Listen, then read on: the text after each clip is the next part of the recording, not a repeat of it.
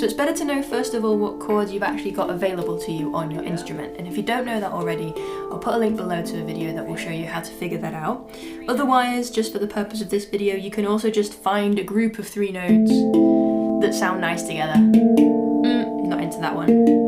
Ah, yes, that does sound nice. You don't need to know what it's called, but yeah, in the long run, it's much better if you do know what chords you have. So step 1, figure out what you've even got on your instrument. Step 2, once you figure that out, choose a chord, any chord that you like. I'm going to choose chord 1, which is a D minor on my instrument. Could be different for you. And we're just going to play one note after the other, like this. And we're going to play them in a little pattern.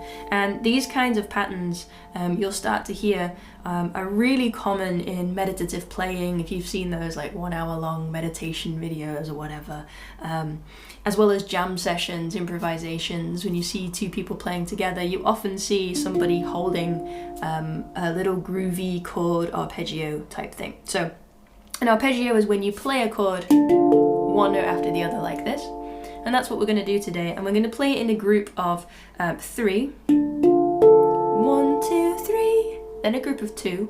1, 2. And I'm playing the lowest note of the chord and the highest note of the chord. And then another group of 3. 1, 2, 3. So all together it's 1, 2, 3. 1, 2, 1, 2, 3. 1, 2, 3. 1, 2, 1, 2, 3. Right? So 1 time round is 1, 2, 3, 1, 2, 1, 2, 3. One important thing to note as well when I play this is that you'll notice I've got my left hand on the lowest note and I've got my right hand on the highest 2 notes.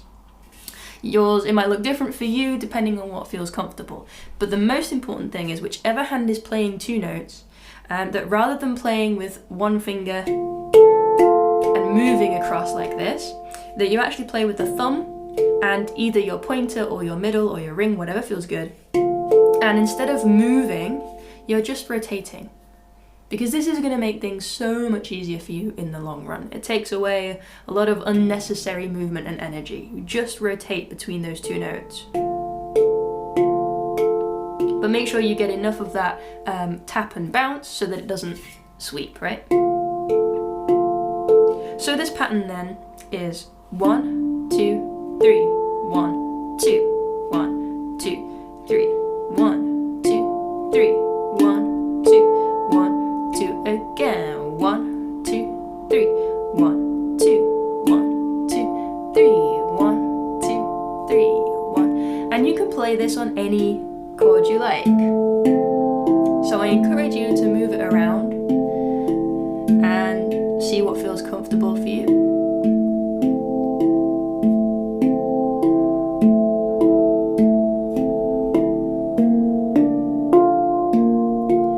Notice that for me, I'm actually keeping my right hand on top of these chords.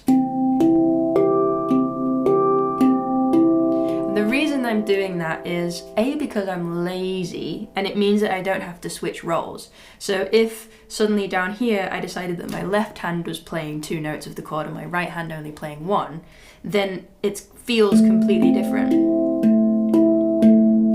Because suddenly my left hand is doing more work when the arrangement that I had before, my right hand was doing all of the work. So for practice purposes, it's really good to get into that habit of not being afraid to change the shape and making your hands play the different roles so that you're just as strong on both sides. For the purpose of this though, I'm actually keeping my right hand on top playing 2 notes. And the reason is A, laziness, and B, for what's about to come next. And the part that's coming next is a little bit of percussion sound. So I want my right hand, because there's so many different things to think about, I want my right hand to do this job and just one of my hands to do this job and not have to think about switching.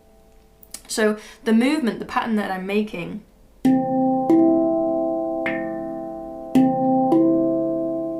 is this. So that nice little knocking sound is a sound that I'm making by using this part of my knuckle here. And again, I'm keeping my hand in place on whichever chord I'm in, using that rotation. And then instead of striking this note where I usually would, I'm just curling my hand over and knocking in between those notes.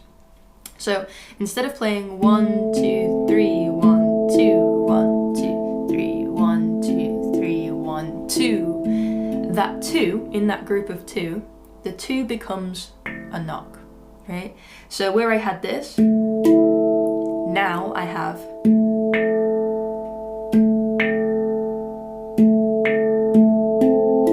right. So all together, just one time round, we've got 1, 2, 3, 1, 2, 1, 2, 3. Group of 1, group of 3, group of 2, group of 3. But this time, the group of 2 in the middle has a knock on the end instead of a note.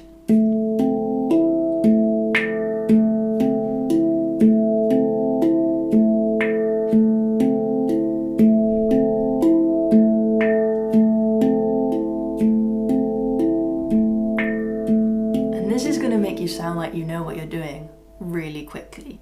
And once you've got the mechanics of it, it's a little bit tricky at first, but once you get over that initial hurdle, it's actually really simple. And it sounds great. And then it's when you move that around a bunch of different chords, suddenly you've got this beautiful piece of music that's moving around. It's meditative, arpeggiated chord progression that's still got a little bit of groove, but not too overpowering. It's just enough to kind of keep you in time. So I'm going to show you what that looks like when I put it into the context of a chord progression. I'm going to be playing this chord, which is a D minor. Then this one, which is an A minor. This one, which is a B flat major. And this one, which is a C major. If you have a D chord, you can follow along with me. If you have another scale, you can find some chords that you like the sound of. All right, here we go. With the knock. 1, 2, 3, 1, 2, 2, 3.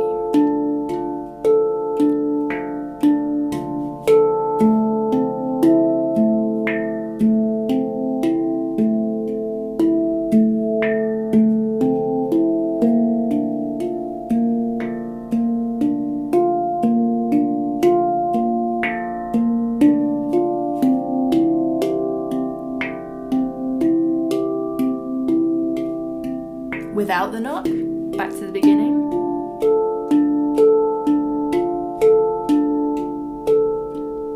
And we're going to speed it up a little bit.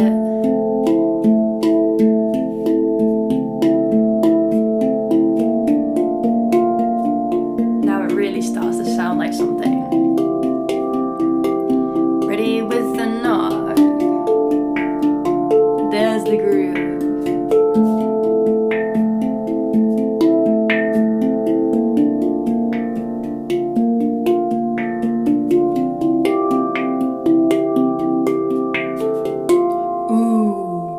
What did I have there?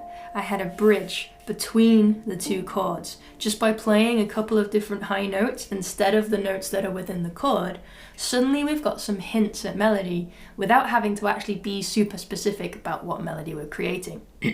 So at the second half of the second repeat, a little couple of notes here, right? Watch. Here we go.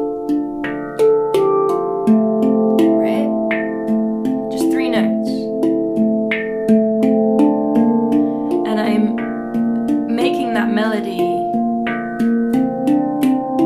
move towards the next chord.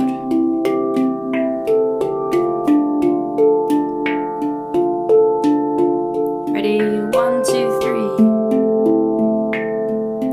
1, 2, 3, 1, 2, 1, 2, 3, 1, 2, 3, 1, 2, 1, 2, 3, 1, 2, 3, 1, 2, 1, 2, 3, 1, 2, 3, 1, 2, 2, 3, 1, 2, 3, 1, 2, 1, 2, 3, 1.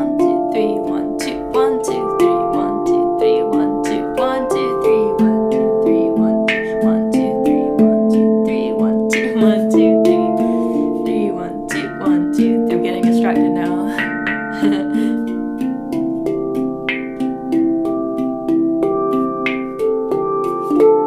Right? So basically what I'm doing is I've got the original 3 that's within the chord. Then the 2 but instead of striking the note, I'm striking the knock.